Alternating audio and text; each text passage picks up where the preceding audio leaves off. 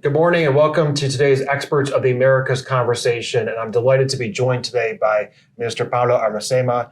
So great to have you here. I'm Jason Marczak, the Senior Director of the Atlantic Council's Adrienne Arsht Latin America Center. And Minister Arosemena, so great to have you here with us just a few weeks into the job and to have your perspective on the future of Ecuador, specifically the finance and economy. This is an issue that we at the Adrienne Arsht Latin America Center are incredibly dedicated to, helping Ecuador, looking at also more broadly across the region. How can we use this moment of recovery from COVID, but also recognizing the soaring fuel, energy prices, food prices? What does that mean for the region, and how can we from the United States and more broadly international community best be a partner for the region at this critical moment? Of course, these are issues that you're dealing with as you're entering into your portfolio as minister. And so let me start off with a question for you. You've been on the job for only a few weeks now. You were formerly the governor of Guayas. You also have a long history of working with the Chamber of Commerce and other distinctions and economic issues. As you enter the job, what is your perspective on where Ecuador's economy is going? And what are some of the key issues that you're seeking to resolve in the immediate term as Minister of Economy and Finance? Right. Thanks for the invitation, Jason. I would say that we have a commitment with the fiscal discipline and to also have social investment. So the fiscal discipline cannot jeopardize the social investment. That's in the heart of our economic program for the reactivation of the economy. And that's the vision of our president, Mr. Guillermo Lasso. So I see that our economy is going to be growing more, creating more jobs this last part of this year. And coming into next year, we have the challenge of keeping the fiscal discipline and to tapping into multilaterals, which are a great help for Ecuador. But also we could, next year, we're going to see if we can tap into the markets. So those are the main things to keep the economic growth going, to create more new and better jobs, and to tap into a mixture of multilaterals and the markets next year. And looking at the fiscal discipline that Ecuador is seeking as minister, and it's been a priority of President Lasso since he first came to office. Yes. Of course. What's your strategy to strike that balance between the subsidies that were recently announced as a response to the protests, alongside the fiscal discipline that's been so pivotal to the president from the get-go? Yeah, so the main thing is that we say that fiscal discipline is not something that we did, but it's something that we do every day. That's the main thing for us. And the commitment to the program with the IMF, because that's in the best interest of the Ecuadorian people.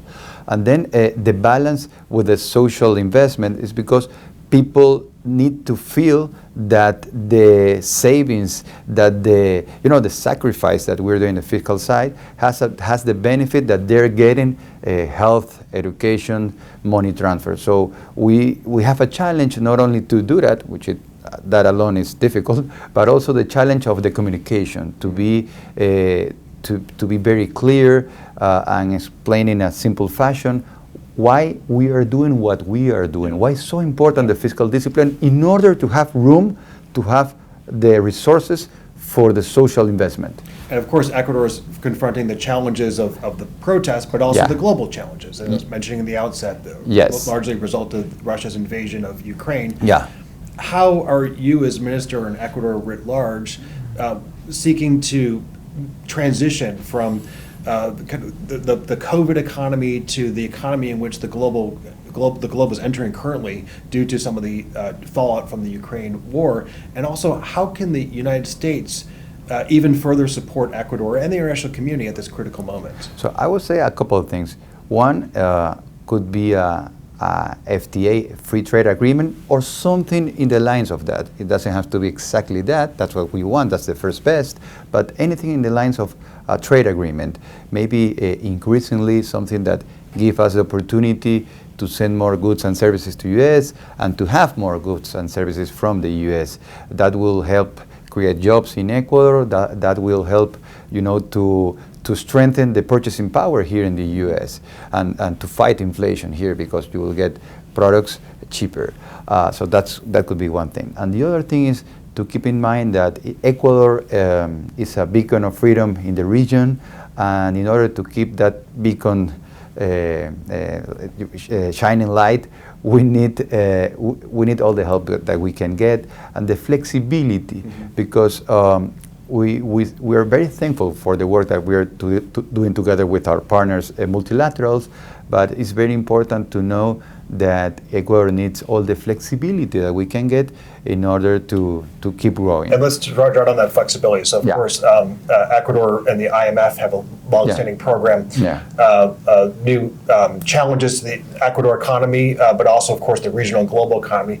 What additional kind of flexibility might you be looking for from multilaterals, including the IMF, given the situation in which the world is in? So to be clear, I would say that we are fully committed to the fulfillment of the program, and we are going to do it. And we are very, very close to the finish line. In December will be the end of the program, but we are starting to have the conversation of how can we keep working together the next year and the years to come. So that's one thing, and the other thing is it's important to know that there was one world before this thing happened, and after the protest and the war in Ukraine. So looking ahead, 2023, 2024, even 2025, and my personal opinion, I see the president every day, and I see his energy. President Guillermo Lasso, I see energy, and I think that a second term is something that, in my opinion, it should be on the table. So I say that for the next years, to have the flexibility to know that Ecuador has pending structural reforms, and we're committed to them, but in order to do them, to execute on them, we need some flexibility in the resources that we receive. Well, I, of course, share your sentiment on Ecuador being a shining light in the hemisphere at this critical moment, and we were so honored at the Atlantic Council to be able to host President Lasso at the in Los Angeles around the Summit of the Americas. And you can, of course, count on the continued commitment of the Atlantic Council to advancing Ecuador's relationship with the United States at this pivotal moment. All the incredible strides that Ecuador is taking at this time is hopefully a beacon of light, as you say, for the rest of the region, and I wish you all the best in your tenure as Minister of Economy and Finance. Thank you, Jason. Thank you so much.